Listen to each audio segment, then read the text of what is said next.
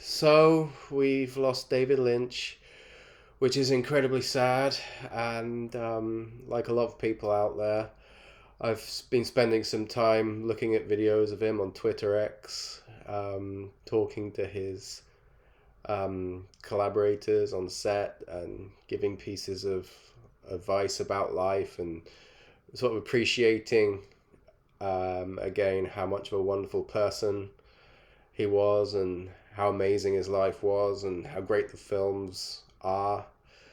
Um, it's an enormous loss. He's so well loved. Um, and when I was a teenager getting into films in the 90s, he was one of those directors that plugged me into how wonderful films could be. I remember watching Lost Highway and Mulholland Drive and being very confused, but just sort of deeply intrigued, and I was really locked into them. These odd, dreamlike films that were so sort of inspiring and creepy and resonant, just indescribable, really. But today I want to talk about not Mulholland Drive or anything like that, but The Straight Story, which might be my favorite film by David Lynch. It's um, an incredibly linear story. It's not strange and surreal and full of dreamlike sequences. It's just a really, really simple tale. So there's some spoilers coming up because I'll describe what happens a little bit, but this one I feel like it gets overlooked a little bit. People don't talk about it as much because they want to talk about some of the more arresting and bizarre sequences from his more um, from his, I don't want to say stranger films. I don't find David Lynch films to be that strange now, really. So I don't like to say they're strange. But when they first came out, some of them I thought they were quite strange. But the more I see them, the more it's like the dream logic and the the quality of them feels not ordinary, but it feels like it speaks to something like on a primal level in all of us, that makes me not want to say it's strange, but universal, because they're open to interpretation and they're kind of experimental, but I don't know if they're strange because the emotions in them is so raw and universal. You know, like that scene in Mulholland Drive where the two women are watching that singer on stage, and crying. Those scenes evoke these feelings that we all have. So I wouldn't call them strange. They evoke very familiar feelings. It's just that the form can be quite experimental sometimes. Anyway, I don't know what I'm trying to say, but um, coming back to the Straight Story, it's like one of the least strange um, Lynch films. I see it as being sort of a putting them in pairs. I kind of pair it up with the Elephant Man in my mind as being like a, a very humanistic, nice, caring film with a linear narrative by David Lynch. The Elephant Man's another one I really like, but um, so what happens in the Straight Story is that there's an old guy, and he's called Alvin Straight, and this is based on a person that existed in real life. This is based on a true story. So Alvin Straight, he's old and he's ill and he's walking with a couple of canes.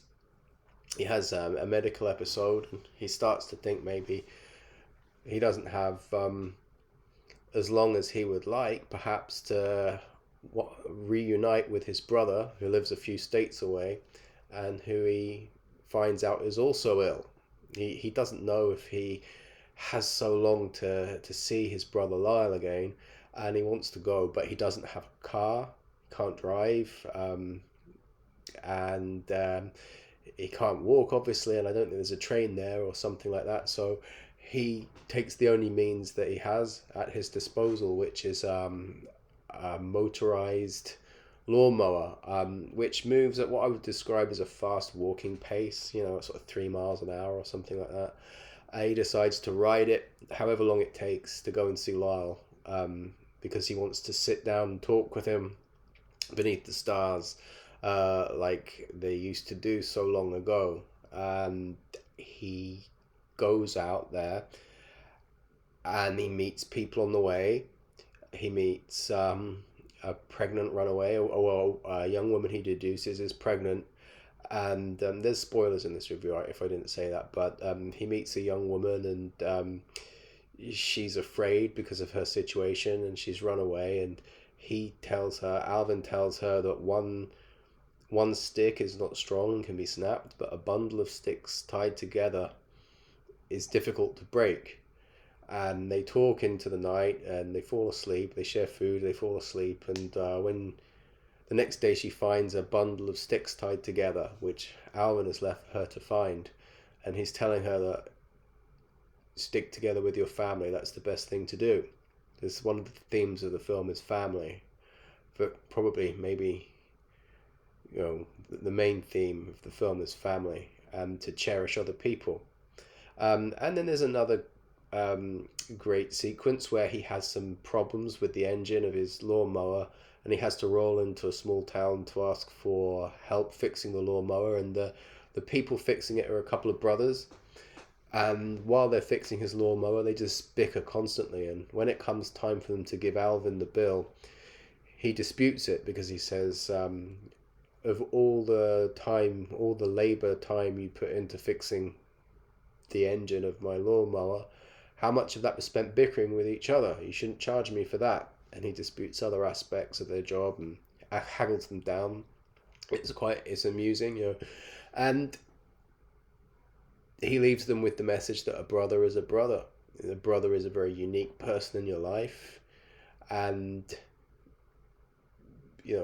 a brother understands you in a way that another man will not, and that they should be kinder to each other, and they should get along because they're brothers.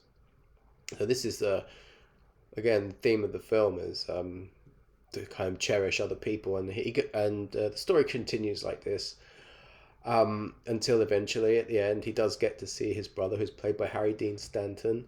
And I thought the film might end in a very schmaltzy way, because it's quite it's that kind of warm and fuzzy story. It's building up to that last scene. It's really nicely scored with a very emotional score, and I thought it might build up to a schmaltzy ending. But when he gets to see Lyle, and they sit down together, Alvin's brother Lyle simply looks at the lawnmower and says, "So you came all this way on that to see me?" And Alvin says, "Yes." And then the film ends. And it's really simple, and it's just a brilliant film. I wish that we had a couple more films like this from Lynch. Unfortunately, we don't. But this is a great one. As to the quality, it's got Richard Farnsworth as Alvin Straight. He gives a perfect performance. It's got Sissy Spacek in it. I believe that was his sister, playing his sister. Oh no, sorry, his daughter Rose. She's not in it for too long, but Sissy Spacek's great as his daughter. Harry Dean Stanton is really good as Lyle, the brother, whose house he arrives at the end. So all the acting, the performances are great. The direction is spot on. You can see so much wonderful American countryside. I think what makes this film, along with the direction and the performances, well, everything really, but one thing that really makes it is the soundtrack by Mangelo Badalamenti. One of the best film soundtracks, some of the best film music I've ever heard. Just it captures this feeling of resolution and determination, and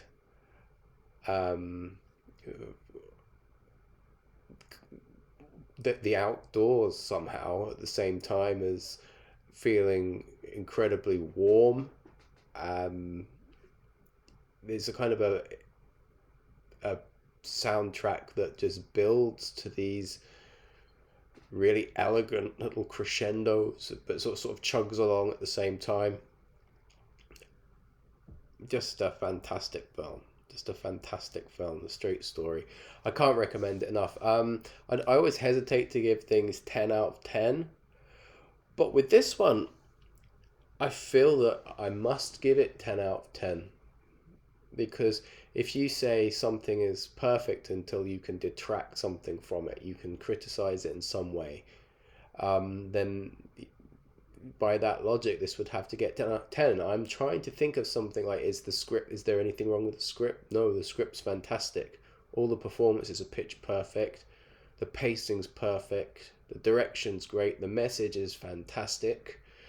One thing that was incredible about the film is that it doesn't insult your intelligence at all. It doesn't spell things out for you. But at the same time, it's breathtakingly clear in its purpose, in the message that it's putting across. It tells you up front, this is how important family is. But also it doesn't come across as condescending or preachy. The balance, the tonal balance there is so perfect. So if I had to make a list of my top, 10 films, I don't know if this would be in it, but it might break into the bottom of the top 10 films of all time. And I've seen thousands and thousands of films, so that's saying a lot. I absolutely adore The Elephant Man. This one I like very slightly more. Maybe it's because I watched it first. I bought this film on VHS in the 90s when it came out. I've got very fond memories of it. And if you haven't seen The Straight Story, I mean, you shouldn't really have watched this video up to this point because of the spoilers anyway. If you haven't seen it, I wouldn't, but if you haven't seen The Straight Story, or you've seen it and you've forgotten something about it, then I would recommend tracking it down, having a look, and watching it. So that's 10 out of 10. The Straight Story. I'm going to miss David Lynch a lot. It's really devastating that we won't be getting another David Lynch film. I suspected that would be the case for a while because it's been so long since Inland Empire, because of his emphysema, making him less mobile than he was. I suspected we might not get another feature film from him. I don't think he was having much luck getting funding for things. But now we know we won't be getting another David Lynch film. It's quite upsetting, and it means that we should really enjoy the ones that we do have. Just to finish, final thought about it is that it makes me really sad that you have this filmmaker who is such a part of our cultural lexicon. The word Lynchian is a part of our cultural lexicon. Everybody knows who he is. Most film fans, they know The Elephant Man, they know Dune, they know Wild at Heart and Mulholland Drive. People know these films, and I don't know how true it is, but reading in different places that he couldn't get funding makes me really sad when there is so much slop on streaming. There are so many films you see on streaming where it's like, you can tell it cost 15 or 20 million dollars to make this hollow confection of a thing that's just content. It's just they're filling up 100 minutes or 2 hours of time, and they're trying to hit certain beats, and it's just very conveyor belt, cookie cutter, and each one costs tens of millions of dollars. And not at one point, one of these services, or even just a studio couldn't have just thrown him $20 million and said, go make a film. I mean, I don't know why.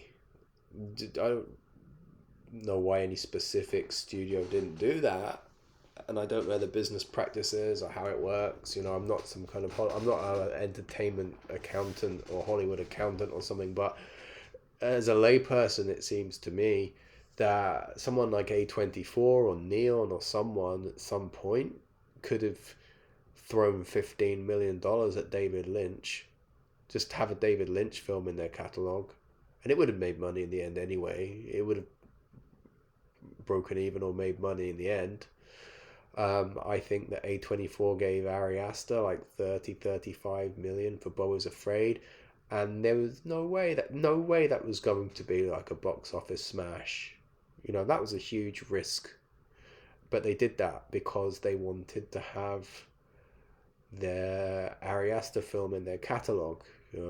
There's a certain amount of cachet there, and they wanted to see how it would turn out, I'm sure, and it's wacky and it's fun. So when you give that money to Ari Aster to make a wacky, fun, crazy, experimental film to see how it comes out without expecting to take a huge financial return off it, couldn't they have picked up the phone to David Lynch and said, do you have a script you want to make at the moment? But then again, there might be a good reason they didn't do that, and not specifically, A24, but Neon or someone. I mean, there's a lot of studios out there. For all I know, maybe they offered me couldn't do it or something. I don't know, but it's just baffling to me that no one in the world could scrape together a budget for David Lynch to give us another film after Inland Empire. Well, I think he only had 5 million or something to make, or 3 million to make Inland Empire with. So someone could have given him 5 million. It's such a waste, but we did get Twin Peaks: The Return, which is about 18 hours long. So maybe I'm complaining about nothing. Maybe maybe that's what took up his time. So, but it would have been nice to, anyway, one way or the other. It would have been nice to have another film or two. So just wrap this up, I suppose. I've tried to record this video about 4 times actually, but every time I tried to talk about the Straight Story, I found it quite difficult to sum it up for some reason, even though it's very simple. But I think this is the best job I'll do of it. 10 out of 10 from me. Can't recommend it enough. David Lynch, rest in peace. Watch the Straight Story. Thanks.